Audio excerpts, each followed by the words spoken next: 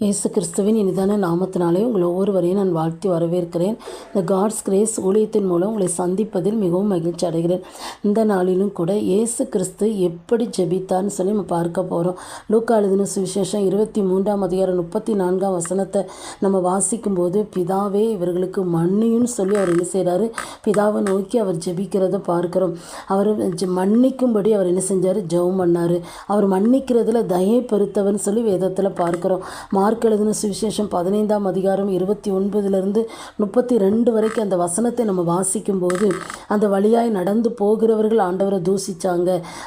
வேதபாரர்கள் பரிசேயர்கள் அவங்கெல்லாம் என்ன செஞ்சாங்க, நிந்தித்தார்கள் சொல்லி பார்க்குறோம். பாருங்கள், இயேசு கிறிஸ்துவோடு சிலுவையில் அறையப்பட்ட கள்ளர்கள் கூட அதில் ஒரு கள்ளன் என்ன செஞ்சான், ஆண்டவரை நிந்தித்தான்னு சொல்லி பார்க்குறோம். பாருங்கள், இப்படி பரிகாசம் பண்ணுகிற இவங்க மத்தியில் ஆண்டவர் சிலுவையில் வேதனையோடு தொங்கும்போது இந்த ஜனங்களை மன்னிக்கும்படி பிதாவை நோக்கி அவர் என்ன செஞ்சார், ஜெபம் பண்ணுறதை பார்க்குறோம். இயேசுவாமி இந்த உலகத்தில் மனிதனாக வாழ்ந்த நாட்கள்லையும் கூட அநேகருடைய பாவத்தை அவன்றை என்ன செஞ்சார், மன்னிச்சார். அந்த நாளில் சிலுவையில் தொங்கி கொண்டு இருக்கும்போது கூட ஆண்டவர் என்ன செஞ்சார், மன்னிக்கிறவராக பிதாவை நோக்கி ஜெபிக்கிறத பார்க்குறோம். இப்பொழுதும் கூட யாரெல்லாம் உண்மையாக உணர்ந்து இயேசுவே என் பாவத்தை மன்னியும் சொல்லி அவரை நோக்கி கூப்பிடுறாங்களோ, அவங்களுடைய பாவத்தை ஆண்டவர் என்ன செய்கிறாரு, மன்னித்து ஆண்டவர் அவங்க உள்ளத்தில் வாசம் பண்ணுகிற ஒரு ஆண்டவராக இருக்கிறாரு.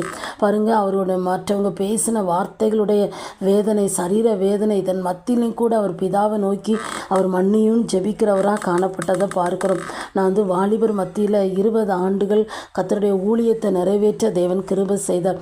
அந்த நாட்களில் அந்த ஸ்டூடெண்ட்ஸ் மத்தியில் நான் போகும்போது, ஒரு முறை ஒரு ஸ்கூலில் பார்த்தீங்கன்னா நான் சில பிள்ளைங்களுக்கு அந்த டைம் கொடுப்பேன். அதாவது ஒரு அரை மணி நேரம் பைபிளுக்குள்ளே போனால் ஒரு 7 நிமிஷத்துக்குள்ளே அவங்க ஒரு சின்ன ஸ்கிட்டு போடுவாங்க. அப்போது அந்த ஸ்கிட்டு மூலம் கூட பிள்ளைங்களோடு என்ன செய்வார், ஆண்டவர் பேசுவார். அதுக்கப்புறம் ஒரு சின்ன மெசேஜ் கொடுத்து ஜெபம் பண்ணுவேன்.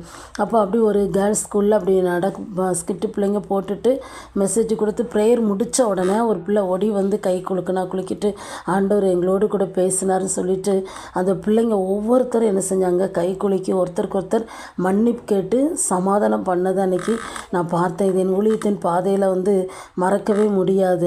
அந்த பிள்ளைங்களோட ஆண்டவர் பேசி அவங்களாவே ஒருத்தருக்கு ஒருத்தர் என்ன செஞ்சாங்க, மன்னித்து அன்றைக்கி சந்தோஷத்தோடு அந்த இடத்த விட்டு என்ன செஞ்சாங்க, கடந்து போனதை நான் பார்த்தேன். பாருங்கள், இன்றைக்கி மன்னிக்கிற இருதயம் வேணும். மன்னிக்கணும்னா அந்த அன்பு இருந்தால் மட்டும்தான் நம்ம என்ன செய்ய முடியும், மன்னிக்க முடியும்.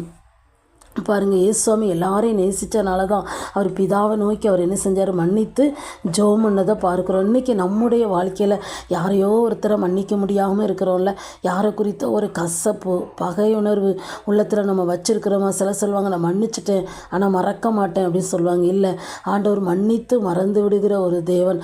நம்ம ஏசப்பா பிள்ளை அப்படின்னா நம்ம மன்னிக்கிறவங்கள நம்ம என்ன செய்யணும், காணப்படணும். பாருங்கள், ஆஸ்திரேலியாவில் நம்ம தேசத்துக்கு ஊழியம் செய்ய வந்த கிரகாம் ஸ்டைன்ஸ் அவங்க குடும்பத்தை நீங்கள் எல்லாருக்கும் தெரியும் அந்த சம்பவம். அந்த கிரகாம் ஸ்டைன்ஸுடைய மனைவி பாருங்கள், அவங்களுடைய அந்த கிரகாம் ஸ்டைன்ஸையும் அந்த 2 பிஞ்சு குழந்தைகளையும் அன்றைக்கி மத வெறி பிடித்தவர்கள் கொன்று போடும்போது அவங்க மனைவி சொன்னாங்க, என் கணவனையும் 2 பிள்ளைகளையும் கொன்று போட்டு அவர்களை நான் மனப்பூர்வமாய் மன்னிக்கிறேன்னு சொல்லி சொன்னாங்க.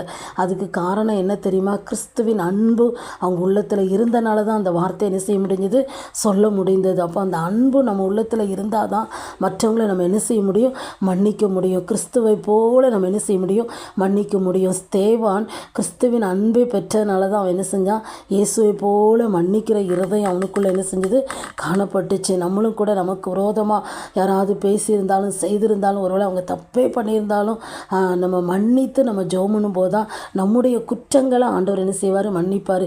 வேதத்தில் அதை தான் ஆண்டவர் சொன்னார், நீங்கள் உங்களுக்கு விரோதமாக தப்பிதம் செய்தவங்களை மன்னிச்சாதான் நான் உங்கள் குற்றங்களை ஆண்டவர் மன்னிப்பேன்னு சொல்கிறார். அப்போ நமக்கு விரோதமாக யார் என்ன செய்திருந்தாலும், எப்பேற்பட்ட தவறை செய்திருந்தாலும் நான் மன்னித்து நீங்கள் ஜெபம் பண்ணுங்க. அப்போ உங்கள் குற்றங்களை ஆண்டவர் என்ன செய்வார், மன்னிக்கிற ஒரு ஆண்டவராக என்ன செய்கிறாரு, இருக்கிறார். ஒருவேளை மன்னிக்கவே முடியலையா, கிறிஸ்துவின் அன்புக்காக ஜெபம் பண்ணுங்க. அந்த அன்பு உங்கள் இருதயத்தில் ஊற்றப்படும் போது நிச்சயமாக என்ன செய்ய முடியும், அது எப்பேற்பட்ட தவறை செய்திருந்தாலும் நிச்சயமாக என்ன செய்ய முடியும், மன்னிக்க முடியும். அப்படி நம்ம கண்களை மூடி ஜெபம் பண்ணலாமா.